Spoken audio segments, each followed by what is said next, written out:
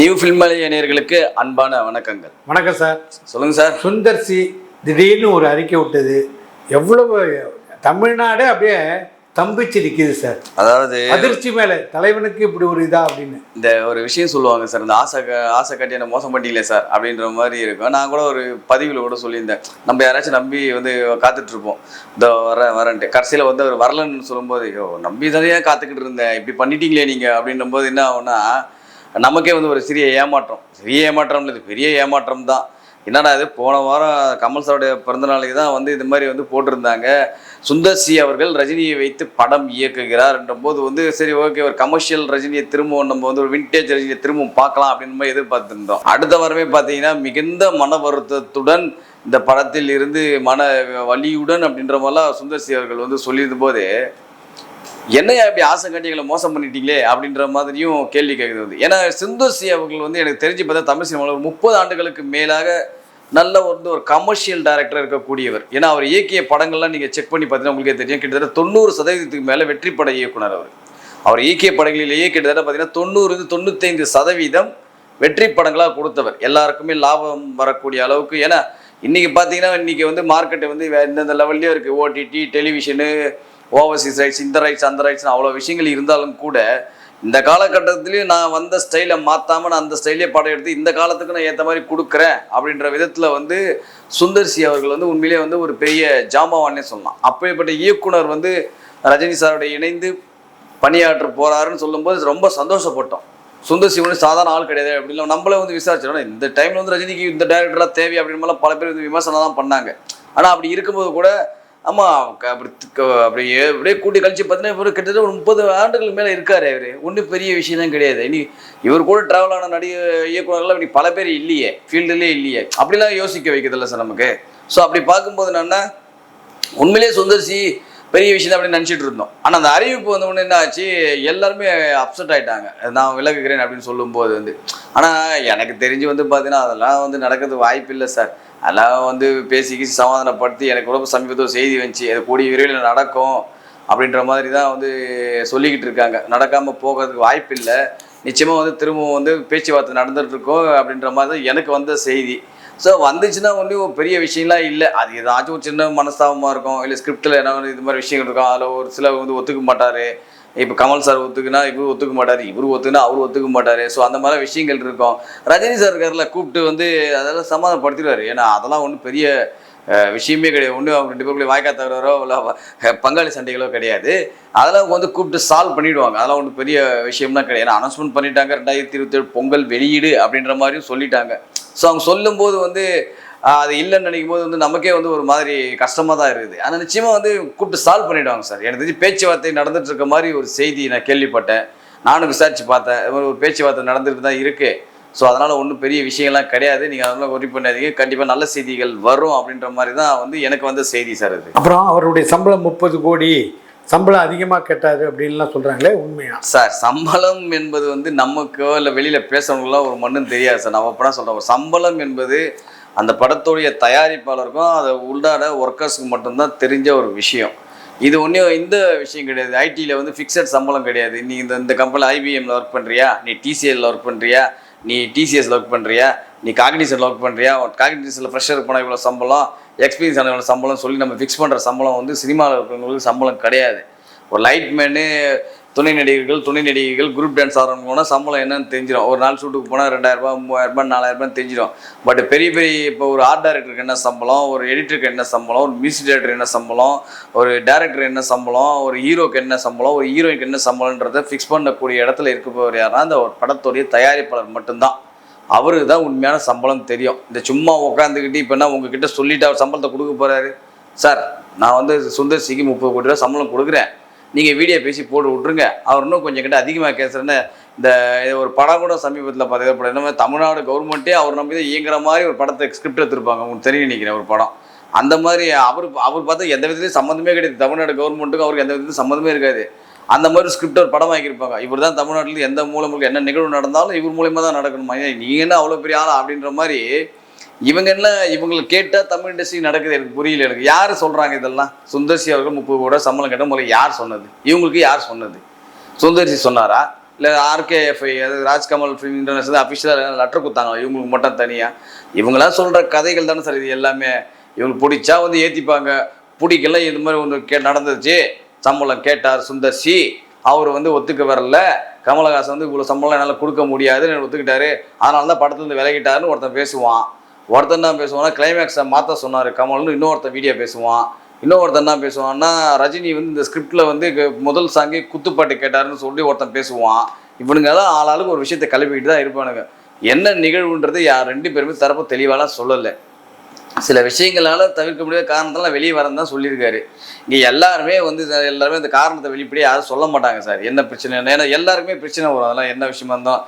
Sir நீங்கள் ஒன்றும் வேணாம், இப்போ இங்கே வந்து தமிழ் சினிமா உலகத்தில் எத்தனையோ வந்து ஹீரோ வந்து விவாகரத்து நடக்குது. என்னைக்காச்சும் அவங்க உண்மையான காரணத்தை சொல்லியிருக்காங்களா? நீங்கள் சொல்லுங்கள். இவ்வளோ வருடங்கள் நான் ஒன்றாக வாழ்ந்தேன், இப்போது வந்து எனக்கு மன நிம்மதி தேவைப்படுகிறது, இல்லைன்னா ஏதாச்சும் ஒரு காரணத்தை சொல்லிட்டு தானே போயிடுறாங்க. இதுதான் உண்மையான காரணம் யாராவது சண்டை சொல்லிட்டு இருக்காங்களா? இங்கே ஒன்றுமே கிடையாது. இப்போது எங்களுக்கு கொஞ்சம் பிரிவு தேவைப்படுகிறது, இல்லைனா வந்து நாங்கள் வந்து ஓய்வு எடுக்க தயாராகிறோம், நான் மனவேதனையுடன் தனிமையாக வாழ விரும்புகிறேன், அதனால் வந்து நான் வந்து இவரை வந்து விவாகரத்து, இப்படி தானே வருது காரணம். இது ஒரு காரணமா இது? சார் இன்னொன்று சொல்கிறாங்க, குஷ்பு பிஜேபியும் கமல் திமுக இருக்கிறதுனால சார் இதெல்லாம் சும்மா உப்புமா காரணம் சார். அப்படி பார்த்தா அரண்மனை படம்லாம் வந்து ரெட் ஜெயின் தானே சார் ரிலீஸ் பண்ணி கொடுத்தாங்க. என்ன சார் இதெல்லாம் ஒரு காரணம், அறிவு கட்டணவங்களுக்குலாம் அறிவு இருக்குமா இருக்காத பேசுகிறவங்களுக்குலாம். அப்படி பார்த்தா இப்போ அரண்மனை வந்து இப்போ எத்தனை அரண்மனை படம் வந்து ரெட் ஜெயின் ரிலீஸ் பண்ணி கொடுத்தாங்க உங்களுக்கு தெரியாதா? நீங்கள் சொல்லுங்கள். அப்படி அவங்க தான் ரிலீஸ் பண்ணி கொடுத்துருக்காங்க.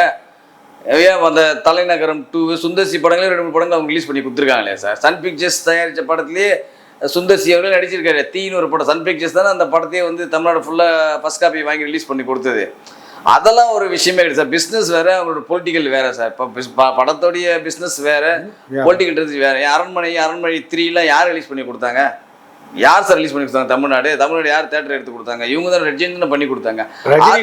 காம்ப்ரமைஸ் பண்றதா சொல்றாங்க. அதெல்லாம் ஒண்ணுமே கிடையாது. அந்த சார் படம் எடுத்து கொடுத்தீங்கன்னா நான் ஃபர்ஸ்ட் காப்பி பேசுல ஒன்று ரிலீஸ் பண்ணி தரேன், இல்லை படத்தை போட்டு பார்த்து படத்தை வாங்கிட்டு நானே எடுத்துக்கிறேன், உங்களுக்கு இந்த அமௌண்ட்டு ஏதோ ஒரு பிஸ்னஸ் பண்ண போறாங்க. அதுக்கு இதுக்கு எந்த சம்மந்தம் கிடையாது. இவங்க தான் கிளப்பிட்டு இருப்பானுங்க. குஷ்பு மேடம் வந்து பிஜேபி இருக்காங்க, கமலஹாசன் வந்து திமுக கூட்டணியில் இருக்காரு. ஸோ அதனால வந்து இந்த படத்தை வந்து சுந்தர்சி விலகிட்டாரு, இவங்கள ஒரு காரணத்தை கண்டுபிடிச்சி ஊதிட்டு இருப்பானுங்க உட்காந்துக்கிட்டு. ஏன் குஷ்புவும் கமலஹாசன் சார் இப்போ நேரில் எங்கன்னா பார்த்தா பேசிக்க மாட்டாங்களா? ஏமா நீ வேற கட்சியில் தீர்மானிக்கிறதுக்கு முன்னாடி இதெல்லாம் தெரியாது. நான் கேட்குறேன் சார், அவங்க அறிவு இருக்கா சார்? சுத்தமாக அவங்களுக்கு சினிமா பற்றி தெரியாது சார். சினிமா வேற, பிஸ்னஸ் வேற, அரசியல்ன்றது வேற. இப்போ நான் ஒன்னேன்னு கேட்குறேன், ஏதோ ஒரு ஃபங்க்ஷனில் குஷ்பு மேடமும் கமல் சாரும் நேரில் மீட் பண்ணுறாங்கன்னா பேசிக்கவே மாட்டாங்களா அவங்க? ஏமா நீ பிஜேபியில் இருக்கிறமா நான் உங்ககிட்ட நான் பேச மாட்டோமா, நான் வேலைக்கு போயிடுறோம்னு சொல்லி போயிட்டு வரா கமல் சார்? இல்லை குஷ்பு மேடம் வந்து கமல் சார் பற்றி பேசாமல் போயிட போகிறாங்களா சார்? அவங்க கட்சி ரீதியாக கொள்கை ரீதியாக அவங்க வேறு இருப்பாங்க, அது வேறு விஷயம். பர்சனலாக அவங்களுக்குள்ள எந்த பிரச்சனையும் இருக்காது இல்லை. ஸோ அதனால் வந்து அதுக்கு இதுக்கு எந்த சம்மந்தமும் இல்லை சார். இவனுக்கு வந்து இது மாதிரி கிளப்பி விடுறது இந்த மாதிரி, ஏன்னா அவங்களுக்கு வேறு ஐடியா தெரியாது. வியூஸ் வரணும், ஏதாச்சும் ஒரு வீடியோ போடணும், அதுக்காக பண்ணுற கூத்துக்கள் தான் இது எல்லாமே. அதுக்கு இதுக்கு எந்த சம்மந்தமும் கிடையாது சார் உண்மையை சொல்லுங்கள். அப்போது சுந்தர்சியும் மீண்டும் ரஜினி கூட்டணி நிச்சயம் உருவாகும்னு நினைக்கிறீங்களா சார்? நிச்சயமாக உருவாகும்ன்றதுல வந்து எந்த விதமான மாற்று கருத்துமே இல்லை சார். இப்போ பார்த்தீங்கன்னா எனக்கு தெரிஞ்ச வந்து பேச்சுவார்த்தை நடந்துக்கிட்டு இருக்குன்றாங்க. பேச்சுவார்த்தை நடக்கும்போது ஸோ நிச்சயமாக வந்து அது கூட நல்ல தீர்வை எட்டுப்படும். ஏன்னா இவ்வளோ தூரம் அனௌன்ஸ்மெண்ட் பண்ணிட்டோம். ஸோ வந்து பெரிய டீமு, பெரிய ஜாம்பவான்கள் நடிக்கிற படம். ஸோ அப்படிலாம் இருக்கும்போது எப்படி வந்து இதெல்லாம் நம்ம வந்து கேன்சல் பண்ணிட்டு போக முடியும் அப்படின்ற மாதிரி யோசிப்பாங்கல்ல. அவர் என்னத்துக்கு வந்து அஃபிஷியலாக திடீர்னு வந்து அவர் ஏதோ சொல்லுவாங்கல்ல, திடீர்னு ஏன் எதுக்கு வந்து அவசரம் கொடுக்க மாதிரி அந்த அறிவிப்பு விட்டாருன்னு எனக்கே புரியல. எவ்வளோ பெரிய சான்ஸு, எவ்வளோ கிடைக்க அறிவிப்பு விடுறது ஒன்று கொஞ்ச நாள் பேசி அப்புறமா கூட இது பண்ணிருக்கலாம், ஒன்றும் தப்பு கிடையாது. அதை விட்டுட்டு ஏன் சொல்லுவாங்கல்ல, ஏடாப்பா எதுடா முந்திக்கிட்டு வர அப்படின்னு சொல்லுவாங்கல்ல, அந்த மாதிரி வந்து ஏன் அந்த மாதிரி முந்திரி வந்து கொடுத்தாருன்னு புரியல, சத்தியமாக புரியல சுந்தர்சி அவர்கள்.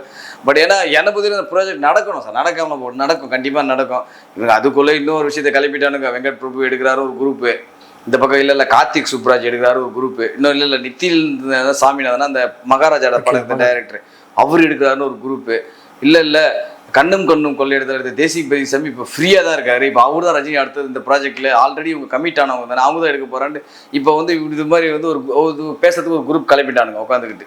இது ஒரு குரூப் கிளம்பிச்சு. இப்போ இவங்கெல்லாம் வந்து எடுக்க போகிறாங்க அடுத்தது ரஜினியை வச்சு இந்த ப்ராஜெக்டில், சுந்தர்சிக்கு பதில் இவங்களாம் வர்றாங்க அப்படின்ற மாதிரி வந்து ஒரு லிஸ்ட்டே போட்டானுங்க, ஒரு 7-8 பேர் டேரக்டர் லிஸ்ட்டை போட்டானுங்க உட்காந்துக்கிட்டு. இந்த இதெல்லாம் வந்து என்ன சொல்கிறதுன்னு ஒன்றுமே சார் இந்த சமூக வலைதளங்கள் பெருசானதுனால அவன் இஷ்டத்துக்கு என்னென்ன போட்டுக்கிறான் சார். இது யார் தான் நம்ம கேள்வி கேட்க முடியாதெல்லாம் ஒன்றும் கேள்வியே கேட்க முடியாது. என்னை பொறுத்தவரையும் கேட்டிங்கன்னா இது பேச்சுவார்த்தை நடந்துட்டு இருக்கிறதா நான் செய்தி கேள்விப்படலை. நேரடியாக நான் விசாரிச்சுக்கும் போது சொன்னாங்க கூடிய விரைவில் ஒரு நல்ல செய்தி வரும் சார், வெயிட் பண்ணுங்க சார் அப்படின்ற மாதிரி சொல்லிட்டாங்க. ஸோ நிச்சயம் வர்றதுக்கு வாய்ப்புகள் இருக்குது. பொறுத்தீங்க, வெயிட் பண்ணுங்களா. இந்த படம் நான் நேற்று பூஜை போட்டு நீங்கள் ரிலீஸ் பண்ணுற சொல்லிட்டு ரிலீஸ் பண்ணாமல் விட்டாங்களா? ஒரு இப்போதான் ஒரு அஃபிஷியலாக ஒரு ஸ்டேட்மெண்ட்டு கொடுத்துருக்காங்க, ஒரு அஃபிஷியலாக ஒரு ப்ரெஸ்ஸுக்கு ஒரு லெட்டர் கொடுத்துருக்காங்க, அவ்வளோதானே. இன்னும் அது எங்கேயும் ஷூட்டிங்லாம் ஒன்றும் ஸ்டார்ட் ஆகல, எங்கேயும் இதுவும் இல்லை. அதுக்குள்ளே தயக்கணும் உள்ளகிறவங்களாம் குதிக்கிறானுங்க இந்த சமூக சோசியல் மீடியாக்கள், இந்த சோ கால்டு ட்ராக்கர்ஸு, அப்புறம் சோ கால்டு யூடியூபர்ஸ், இவங்கெல்லாம் குதிக்க ஆரம்பிச்சானுங்க. இப்போ என்னவோ வந்து உள்ளே போயிட்டு சிபிஐ வச்சு விசாரித்த மாதிரி உனக்கு பேசுவானுங்க உட்காந்துட்டு. நீங்கள் பார்த்து நல்லா பாருங்கள், என்னவோ சிபிஐ வச்சு விசாரித்த மாதிரி உனக்கு பேசுவானுங்க உட்காந்துக்கிட்டு. சரி சார், எனக்கு ஒரு சின்ன டவுட்டு. சொல்லுங்கள் சார். கமலஹாசனுக்கு உண்மையான கடன் இருக்கா சார்? ஏன்னா போன படத்தில் 100 கோடி லாபம் இந்த அவர் எடுத்த படத்தில். அப்படிங்கும்போது எப்படி இவருக்கு 170 கோடி? இல்லை சார், இப்போ என்னன்னா நான் ஒன்று உங்கள்கிட்ட ஒரு விஷயம் சொல்கிறேன். இப்போ எனக்கு தெரிஞ்சது சினிமாவில் வந்து எல்லாருமே சம்பாரித்து சேர்த்து வைக்க தான் ஆசைப்பட்டாங்க. இங்கே சேர்த்து வைக்க ஆசைப்பட்டவங்க தான் இங்கே அதிகம். உங்களுக்கு தெரியும் நினைக்கிறேன். பல சொத்துக்கள், பல பினாமிகள் சொத்து சேர்த்து வச்சு அதை பாதுகாக்கிறது தான் இங்கே அதிகம். ஆனால் சினிமாவில் சம்பாரித்த காற்று அது மீண்டும் சினிமாவிலேயே போட்ட ஒரே ஒரு ஆளையான்னு கேட்டீங்கன்னா எனக்கு பொறுத்த வரைக்கும் கமலஹாசன் தான். அதில் வந்து நம்ம சும்மாலாம் சொல்லிட முடியாது. ஏன்னா அவர் சம்பாரித்த காசை திரும்ப அங்கேயே தான் போட்டார். அதை தூக்கிட்டு போயிட்டு வேறு எங்கேயும் போகல, வேறு பிஸ்னஸ் பண்ணல, ஒரு கல்யாண மண்டபம் கட்டலை, ஒரு ட்ரஸ்ட்டு வச்சு நடத்தலை, ஒரு ஸ்கூல் வச்சு நடத்தலை, இல்லை அவர் பில்டிங் எல்லாம் கட்டி வாடகை உள்ள எதுவுமே பண்ணலை. அவர் சம்பாரித்த பணத்தை மீண்டும் சினிமாவிலே இன்வெஸ்ட்மெண்ட் பண்ணார். வெளியிலேருந்து சம்பாதிச்ச பணத்தை தான் சொந்த படத்துக்கு ஒரு இன்வெஸ்ட்மெண்ட் பண்ணிக்கிட்டார். ஸோ அது இருக்கும்போது ஏன்னா அங்கே தமிழ் சினிமா வரலாற்றில் என்னை பொறுத்த வரைக்கும் கேட்டிங்கன்னா பல நடிகர்கள் அழிஞ்சு போனதுக்கு காரணமே என்னென்னா சொந்த படம் எடுத்து அழிஞ்சு போனவங்க தான். என்ன உங்களுக்கே தெரியும், நடிகர்கள்லேருந்து எத்தனை பேர் அழிஞ்சு போனாங்கன்னு உங்களுக்கு தெரியும். அவங்க எல்லாம் தனியாக இருக்கும்போது நல்லா சம்பாரிச்சாங்க. சொந்த படம் எடுக்கிறது எப்போ இறங்கினாங்களோ அன்றைக்கி தான் அவங்களுக்கு வந்து அந்த சினிமா இண்டஸ்ட்ரியில் அழிவு காலம் ஆரம்பிச்சிது. அதில் எனக்கு தெரிஞ்சு ஓரளவுக்கு தப்பித்தவராருன்னா கமலஹாசன் தான். ஏன்னா இத்தனை ஆண்டு காலமாக இருக்கார். ஏன்னா எனக்கு அபூர்வ சகோதரர்கள் இருந்து பார்த்தீங்கன்னா பல படங்கள் வந்து அவர் தயாரிச்சிருக்காரு, உங்களுக்கு தெரியும் நினைக்கிறேன். ஸோ அன்னைக்கு இருந்து இன்றைக்கி விக்ரம் தக் லைஃப் வரைக்கும் இருக்காருன்னா அது பெரிய விஷயம். அந்த எப்படி அந்த மனுஷன் வந்து அங்கேயே இறக்கி வந்து சம்பாரிச்ச படத்தை தூக்கி அதிலே போட்டு ரெடி பண்ணுறாருன்னா அது பெரிய விஷயம் இல்லை, உங்களுக்கு ஆச்சரியப்படக்கூடிய ஒரு விஷயம் தானே அது. ஸோ அப்படி பார்க்கும்போது நிச்சயமாக இருக்கும் சார், இல்லாமலாம் இருக்காது, கடன் இருக்கும். ஏன்னா இவ்வளோ விஷயங்கள் பண்ண, ஏன்னா விஸ்வரூபம் படம்னு நினைக்கிறேன். ஐ திங்க் அதில் வந்து ஏதோ 200 கோடியோ 150 கோடியோ கடனாளி ஆனார்னு ஒரு நியூஸ் வந்துச்சு, உங்களுக்கு தெரியும்னு நினைக்கிறது. ஸோ அந்த படம் ரிலீஸ் ஆனதான் என் கடன்லேருந்து தப்பிக்க முடியும், என் வீடு அலுவலகம் எல்லாமே கடனில் இருந்து தான் வாங்கி தான் அந்த படமே பண்ண அப்படின்ற மாதிரிலாம் அவர் பேட்டி கொடுத்துருந்தார், உங்களுக்கு தெரியும். ஸோ அந்த அளவுக்கு இருக்கும்போது வந்து நிச்சயமாக இருக்கும் சார், இல்லாமலாம் இருக்காது. ஏன்னா இல்லாமல் இருக்கும்போது ஏன் வந்து அவர் இந்த மாதிரி ஒரு ப்ராஜெக்ட் எடுத்து பண்ணணும். ஸோ அதில் யோசிச்சு பார்க்கணும்ல. ஓகே, நன்றி sir. Thank you very much sir. இந்த வீடியோ உங்களுக்கு பிடிச்சிருந்தா லைக் பண்ணுங்கள், கமெண்ட் பண்ணுங்கள், ஷேர் பண்ணுங்கள், சப்ஸ்கிரைப் பண்ணுங்கள்.